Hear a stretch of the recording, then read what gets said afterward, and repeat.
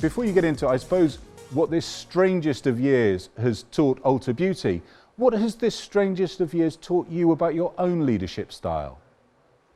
To be able to navigate the unexpected and to be that calm guiding force and leadership that the teams can really count on, that they can rely on you to be there to support them for the unpredicted. Lovely, thank you very much indeed. We look forward to introducing you to Kecia, and you can put any questions you want. This is your last chance to get them answered. Ladies and gentlemen, Kecia Steelman. Thank you, Adam. And I want to thank the GDS Group for hosting me today and that I can participate in the Next Gen Retail Summit. You know, I'm proud to represent Ulta Beauty, and I'm currently the Chief Store Operations Officer and President of International. I think I have one of the very best jobs in retail today. You know, I'm a member of the executive team that has navigated these unprecedented times. And my main focus of my job is to really bring the stores and our services to life with our guests and also have our associates be front and center of everything that we do. As you mentioned earlier, Adam, 2020 is unique to say the least. And I would say that how we've had to navigate Ulta Beauty thus far is just unprecedented. And we are positioning ourselves to not only continue to expect the unexpected, but emerge even stronger. You know, Ulta Beauty is the largest beauty retailer today, and we continue to reinvent the shopping experience for the last 30 years. Approximately 90% of our store locations are off mall, and we're located in power centers. We have over 25,000 SKUs with 500 brands across all categories from mass to prestige. And we have services in all of our locations. You know, we offer hair, skin, and brow services. Currently, we are doing hair in all locations across the US, and we're about 95% open now with brow services through this COVID situation. And we are not doing anything right now with skin. We just don't feel like it's safe to provide those services in our stores yet today. You know, the foundation to our success is really about keeping our guests and our associates at the center of everything that we do. They are really critical to our business, and that's more important now than ever. We really do believe that beauty is important and there for everyone. We aren't just about selling products and services, we're about assisting our guests to be their best selves. You know, you mentioned earlier, 2020 has been an unpredictable year by all means. And, you know, I'm just sharing with you a high-level overview of what has happened since we announced our earnings of Q4 in 2019 on March 12th. And in 1 week, we went from having a successful fourth quarter and year end to closing all of our stores, 1,200 plus stores on March 19th. And, you know, I would say I've never experienced that I would be working harder with our stores closed than when they were open for business. But that was truer this time more than ever. And I'm sure many of the people on the phone could say the same thing. You know, we navigated really quickly, and on March 20th, we became an e-com only location, and we remained that way for a little over a month. And we quickly pivoted behind the scenes to create a curbside pickup where we could actually take some of the leverage off of our DCs and try to get our curbside pickup where a guest could come in and pick up products without having to come into the store or have physical interaction with our guest. And that was a good way for us to get our associates back in our stores so we could get our stores positioned and ready to be reopened to the public in a safe manner, and also drive the business and try to create that synergy with our guest again. Right now, we really worked through May through June, reopening in 6 waves across the United States. We are now fully open again across the chain. Closely following our store opening, we navigated through opening our services business, specifically around hair. Our first state that was fully open end to end was the state of Texas. We started at 25% capacity of guests coming into the store with a limited staff that we brought back from furlough. And we're still at 50% capacity only in salon right now. We have to have shop safe standards where there's at least 6 foot distancing between the guest and the chairs. I just mentioned our shop safe standards, and that's been a pivot and something I never thought I would have to lead through as an operator in a store, but to create an environment that was safe for our guests to shop in and day out. There's really key attributes to that. And the first one was around having masks be worn by our associates and also by our guests, increased cleaning protocols and measuring and tracking those cleaning protocols, social distancing of 6 feet, which I think is common across the whole United States, wellness checks where our associates were having to do temperature checks. We were doing a quick survey of their health and safety before they even started their shift. Testers were taken off the floor. Hand sanitizer stations were put throughout the locations. And then we had new salon protocols that we built in partnership with pandemic experts to make sure that we were really opening our doors and providing services that were safe for everyone involved, both our associates and our stylists and our guests. The pent-up demand for our salon services was pretty incredible. In fact, we had a lot of color corrections, let's just say, with people that were doing box color at home that it just wasn't quite working for them. So we're excited to see that lift in our business, and it's continued to remain really strong. Safety is really a non-negotiable, and to really continue to build the confidence of our guests in getting them back into our stores, along with the confidence of our associates for coming in and working with the interaction with our guests, was really front and center and very important for us to focus on.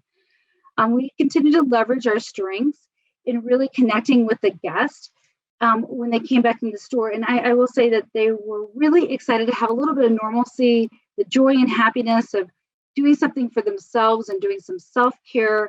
It was great to see the guest response. And then also our associates were really excited to be back in stores and back working and engaging with the guests, which they love to do.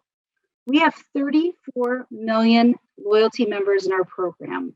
It's the size of a small country, and it's one of the greatest assets that we at Ulta Beauty have. We have an unmatched assortment that we recently just launched our conscious beauty efforts, and they're underway. And our brand purpose is more important now than ever. The possibilities are beautiful. We don't just sell the products and services, but we unleash the ability for our guests to be their true, authentic selves.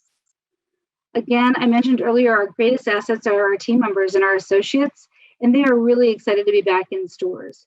They have a lot of trust in us as a company, and we have a lot of trust in them. We're relying on them to stay safe and to follow all the brand protocols and make sure that we're creating a great shopping environment for our guests as they come back into our stores. Bottom line, COVID-19 has not changed the importance of beauty, but what it has changed is the way that the guest is engaging with beauty. Beauty moves at the speed of culture, and I cannot think of a time where that's more important or it's more relevant than today. The omnichannel has continued to increase in its importance, and you have to remain connected to what the guest is wanting and expecting. Pivoting just a little bit to that. One way that we know we're winning with our guests is expanding our investment in digital innovation and enhancing our guest experience. The lines between physical and digital shopping have become blurred, for some time now, but this year has proven that the strong will get stronger in this space if you focus your energies and efforts on this. Now, discovery and experimentation is always really important at Ulta Beauty. It's part of the shopping experience that we have in stores today. However, with the situation with COVID, we immediately went from a testing and trial environment to where our guests could no longer do the products and put them on as they had in the past. We early on invested in a platform called Glam Lab, which is an augmented reality that you can actually do virtual try-on that's real time, has total movement, you can change your colors in seconds. And we really invested in that on the front side of COVID, and even more so since COVID has happened.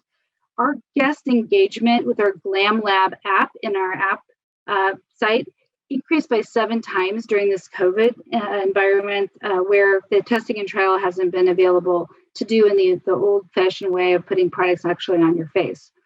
Now, what's so interesting is that our engagement on our app increased by 150% from Q1 to Q2, from early March to current state today. There's been over 19 million try-ons of shades with our guests, and we have over 9,000 colors that they can actually try in our stores or out actually at home, which is exciting. We just launched a new hair and false eyelashes. Whoever would have thought you would like to see what your eyelashes look in different lengths. However, our guests are responding very, very positively. We've had 2.6 million lashes that have been tried on virtually across our loyalty members, and 5.3 million different looks of guests, interacting with the website to see what their different hair styles and colors could look like. So the guest is responding very, very well using our digital technology to increase the engagement and be able to do a new version of a try-on in our store. This last year, we've really invested in the digital offerings also around skin, the skin analysis tool. I would encourage everyone to go into the Ulta Beauty app and try it. It's pretty interesting. There's a few quick questions, a picture of your face, and it will tell you a quick diagnostic of where your skin needs are, along with product recommendations. Now, this is more important now than ever because we cannot really do the skin analysis or have skin interactions with our skin estheticians because it's just not safe right now.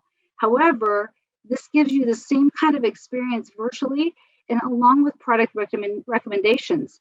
So you're still getting that full experience, which is exciting. The other place that we've really invested in is this beauty advisor, which is a one-on-one, think about it as like a chatbot or an interaction with a beauty professional where they can help you with solving your beauty needs. Now, since March, we have doubled the interactions with our app store. And I do believe it's because we've had these offerings that, before you might have been able to do the test and trial, but now you're doing it all virtually. In March, we started to launch also a new booking system with our Bella application. We're calling it Bella internally, which is you can book your look in under a minute. You can book a look with getting your brows done and a hair application or a hair service. And you can also have some interaction with our stylists. So that's new technology that also was in play before COVID, but we were really excited to continue that great work during this COVID shutdown and launch that. Now it's chain-wide as of just this last month. Now, longer term, we're going to continue to support trial and discovery within a variety of different ways. We do know that limited product testing is going to continue to happen. It's going to be a challenge, I think, through next year. So we're going to be looking at having smaller sample size offerings that you can get take-home samples in store. And then we're going to continue to retool our education platforms with our associates so that they can continue to keep the guests engaged.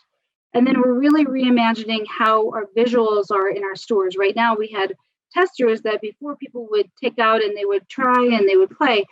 You're going to see that continue to change and evolve with more information, education, and signing in graphics that will, help bridge that customer experience. Diversity and inclusion are at the core values of Ulta Beauty. And I would say that now, more important, they are in the world that we're living in, critical to our success. Our mission is to ensure that everyone feels comfortable shopping at Ulta Beauty. I know that my role as a leader with the largest size of the organization in the field is to be really connected. And I've personally engaged myself with our key leaders that are in the LGBTQA+, African American, and Latinx communities. We have open dialogue and discussions, and it's just myself with these leaders. It's been really eye-opening, and it's been a journey, and it's been, it's been really transparent conversations that we can really have some real change and continue to make change at Ulta Beauty and also hopefully impact the world. I would say that listening now is more important than ever, and seeking to understand versus jumping to conclusion is something that I've really valued and appreciated with our open dialogues and conversations that were happening. We're openly connecting with our guests and our associates and our communities.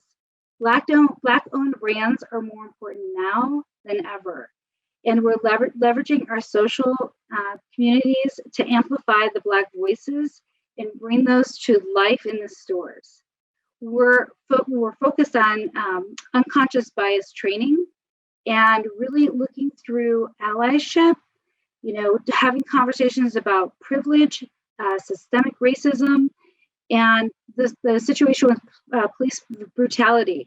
It's really important that our associates are not profiling guests as they're coming in the store. And I do really feel like these open, transparent conversations and interactions along with the training are continuing to bridge that gap. We're also looking at our hiring and our training practices to make sure that we're looking for any opportunities to continue to improve. And then we're launching this, what we're calling Double Up for Justice, which is a company match with employee donations to a few key agencies. One is the Equal Justice Initiative, the Chicago Urban League, the YWCA, and the Skills for Chicagoland's Future. I'm very, very proud of Ulta Beauty's continued support of these critical organizations, and that we're investing where we really feel like it's so critical for our future success. As we look forward to the future of Ulta Beauty, we're going to continue to innovate and lead to be the most loved beauty destination in the world. Our mission has not changed, but we continue to exist to unleash the power of the beauty and the endless beauties of the possibilities are just endless within beauty. The behaviors adopted during COVID-19 are going to continue to stick, we believe, for some time. But we're going to continue to inform our guests and reimagine and enhance our experience in online and in stores for the future. There's this strong emotional connection to the beauty category, and we are very confident that beauty will continue to thrive. Now, the future for retail, I believe, is true not only for Ulta Beauty, but everywhere else. And that is there's going to be this continued intersection between digital, physical, and emotional. And you've got to hit on all of those in order to connect really, truly with your guest.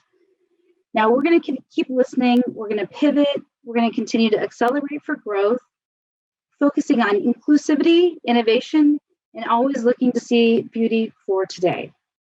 At Ulta Beauty, we do really believe that the possibilities are beautiful and that they really are endless.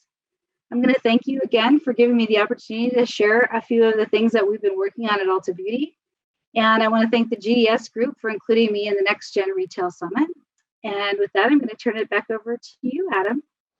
Thank you very much indeed, Kecia. That was fantastic. Normally, I've been scribbling away a load of notes to ask you about, but the little voice in my ear has told me that we don't have time because you've got so many hands up. May I just point out, though, that that is the first time I've seen in the structural inclusion bit of your thing, algorithms in a kind of corporate presentation. So maybe if we get a chance, we might come back and talk about that. But up first, we have Shivani from Starbucks. Hello, Shivani. How are you? I'm doing well, thank you. Kecia, thank you so much for the presentation and sharing your brand's experience and also talking about the diversity and inclusion initiatives. One thing we found at Starbucks is that through this COVID-19 crisis, our brand engagement has actually increased in order to help people that are struggling. One example is Feeding America for people who are food insecure, things like that. I was curious about Ulta Beauty's initiatives that may be helping individuals who are struggling, who don't have work or, things like that. Can you talk a little bit more about, your community engagement initiatives? Absolutely. And thank you for the question. I will say that first and foremost, we do have an employee assistance fund, which all of us executives continue to participate in. And we were able to help bridge gaps with those employees of ours that were on furlough that were really struggling to pay their bills. So it was taking care of our own community first. but we also participate very actively with Save the Children.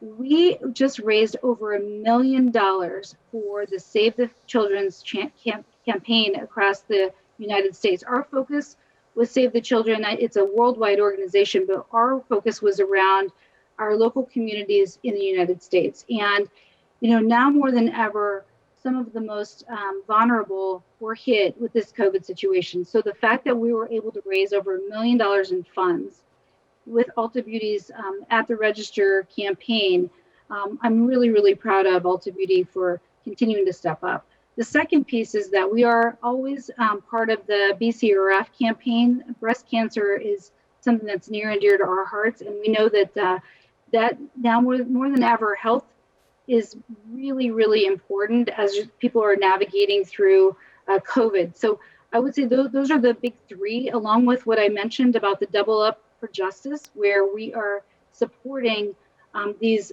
nonprofit initiatives that are really focused on racial discrimination and being in a more of an inclusive environment. Thank you very much. Thank you. Thanks, Kecia. Thanks, Shivani. See you later. Right, up next we have Rolf Clare, I believe, from Walmart. Rolf, hello, sir. Hey, how's it going? How's it going? Yeah, not so bad. Rolf, looking sharp again, sir. Well, thank you. Thank you.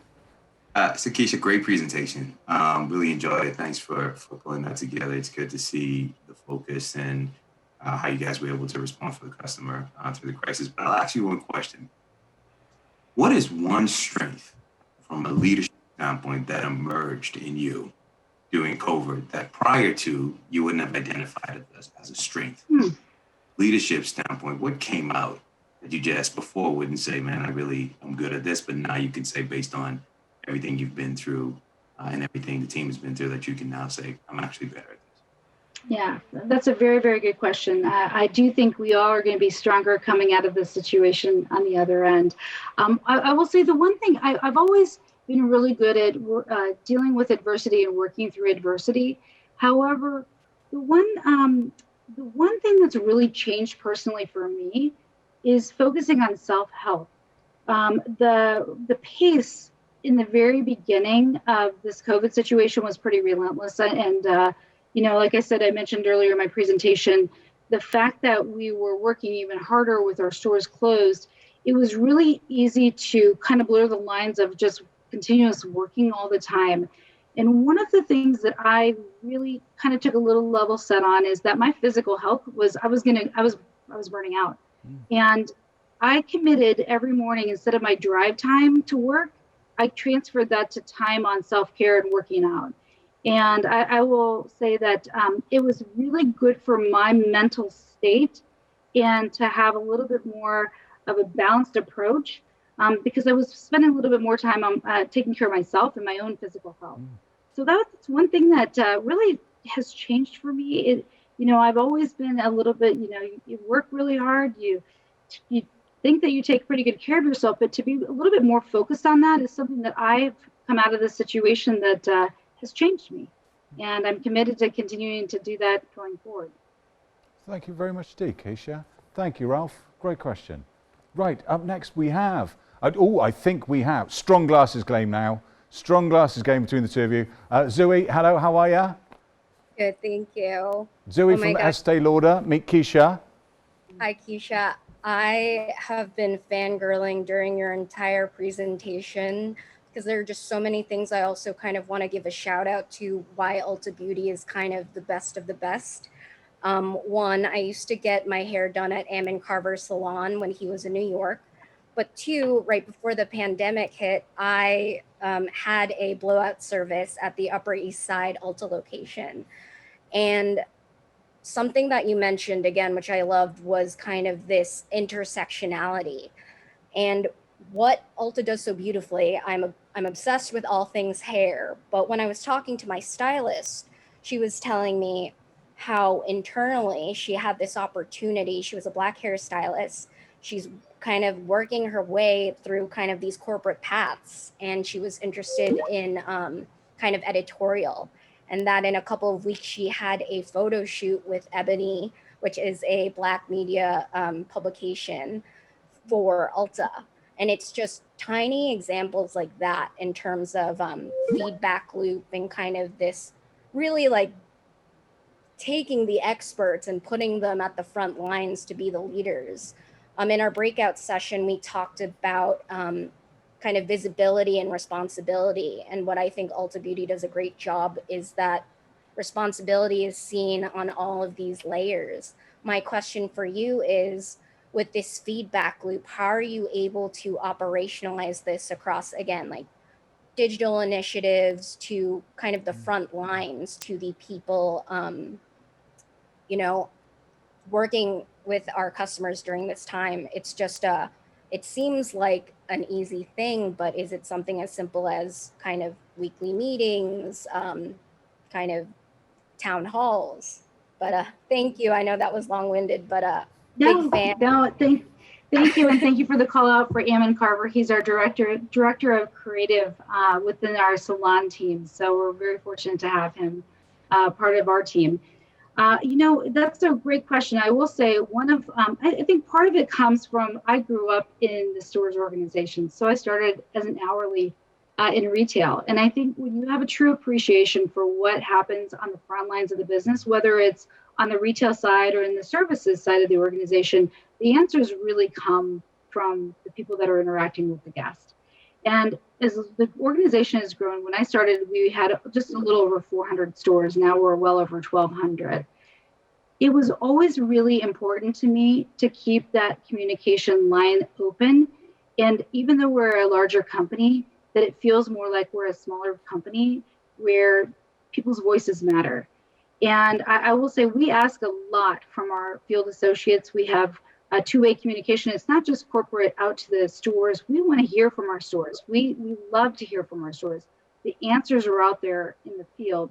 And when people feel like they have a voice and they're being heard and that they can actually implement real change, it creates an environment where people want to be a part of that and they want to continue to grow.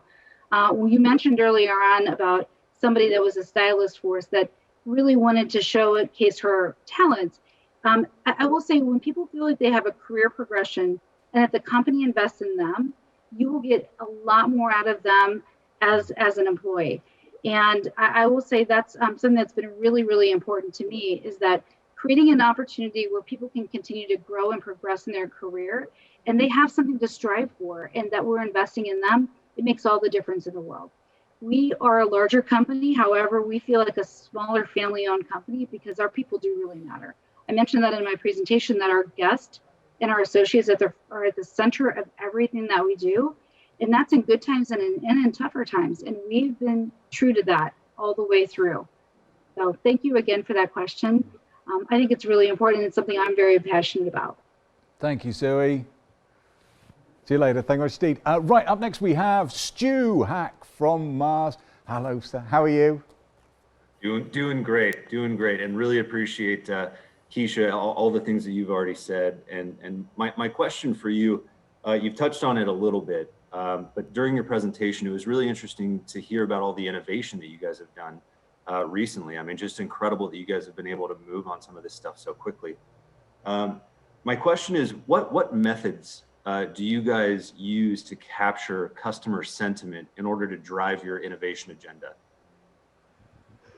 I'm sorry, can you repeat that one more time? Yeah, no worries. So, my question is around, like, how do you capture, the customer in like sentiment? How are you getting feedback from your customers in order to drive the agenda that you have around innovation? Yeah, you know what? I mentioned earlier, we have 34 million members in our loyalty program. We periodically send them surveys, and it's amazing to us how many people really respond. They want to have their opinions heard. They love that Ulta Beauty wants to hear from them. And I will say that they're part of that journey with us on where we're investing. The focus around Glam Lab specifically was around makeup, but we were hearing very loud and clear that there wasn't a lot of technology out there around hair. And the feedback that we were receiving from our guests, gave us the indication that that's someplace that we needed to invest in next. So I would say the power of that 34 million engaged loyalty members is just such an incredible asset that we have. And when we ask the questions, they love to give us feedback. They love to share their ideas, tell us what they think we need to continue to invest in, and we act on that. It's a total engagement, and again, it's about keeping that guest in the center of everything that we're doing and listening to them. Absolutely. Thank you. Thank you very much indeed, Stu. Good to see you, sir. Right, we have time, Kecia, for one last question.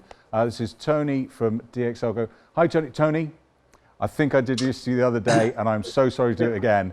Do you know you are the last question of the summit, sir? No pressure. Yes. Let's go. Hi, Kecia. How are you? Good, thank you. Just a question around the store experience from an associate standpoint. So with as many locations that you all have, above and beyond anything financially that your company's been able to do for associates during this time period, as well as all of the protocols that have been put in place from a safety perspective with PPE, what have you guys done specifically, if there is anything, to create an environment where the associates at Ulta, almost have a sense of rally to do whatever it takes to get the job done, and not so much be enticed by, I know there's been a lot of big companies that have paid, a couple dollars an hour more. Everyone's doing all of the safety protocol, but is there anything in specific that you guys have done, not related to a financial bonus or safety, which I think everyone has had to do legally, to keep your field teams engaged during such a tough time? Yeah, that's a great question. I would say there's a couple different things. Number one, when we closed our locations and we put everyone on furlough, we did keep people on the payroll for a little bit longer than what I've heard our other counterparts have done, which I will say, the onslaught of people filing for unemployment, that was a scary environment. And in fact, many of the employees, after they did have to file for unemployment, it was a journey they've never had to do before. We did put together a whole training and education program on how they could apply, and we did have resources for them to be able to leverage our corporate counterparts that could help them navigate an uncharted territory. That's one piece. The second is that we really stayed close, and I think communication is more important now than ever. The frequency of communication that they're hearing from me on what's happening with the company, where are we going, what does this mean? They were in the very beginning, there was a weekly communication that was coming to me from me out on what we call our Work Jam platform, and it was to everybody that has an iPhone. They opt into this, and they were getting a message from myself and also from our CEO on where we were, what was happening. I felt like total transparency was more important now than ever. And I think that's something that maybe was a little bit more above and beyond anything that we'd done in the past. But I will tell you, when you're charting unknown territory, I think the more you can open your lines of communication and people are hearing from us as leaders, it was more important than ever. Of course, the PPE, like you mentioned, we were supporting them with the PPE. And then, my commitment was we were only going to open up our stores when it was safe. Even though states were lifting their regulations, we were also tracking COVID cases. And if we saw the COVID cases not going the right direction, even if the state was opening, we did not open that location, because I'm a true believer, and I wasn't going to ask any of my associates to do something or put one of my associates in a place where I wouldn't be comfortable even putting my children. And that was a commitment that I stuck to. And I'm really proud that I had the support of our leader, Mary Dillon, and the board of directors to support me in that. There were a couple times where some of our competitors were open and we weren't open yet, but it was because I wasn't comfortable that it was a safe environment yet. And I will say, again, keeping our associate and our guests at the center of everything that we did. Did it cost us some sales short term? Maybe. But I will say that went a long way to hold true to our beliefs in all the good times and also in the bad. Look after your people, Great. and your people will look Thank after you. your business. Thank you, Tony. Absolutely. Great last question. Thank you, Kecia. Really appreciate you bringing us to a close in such a sterling fashion, and all the very best for Ulta Beauty. Not that it sounds like you need it from me. Thank you very much indeed, Kecia. Thank you, Adam. Appreciate your time.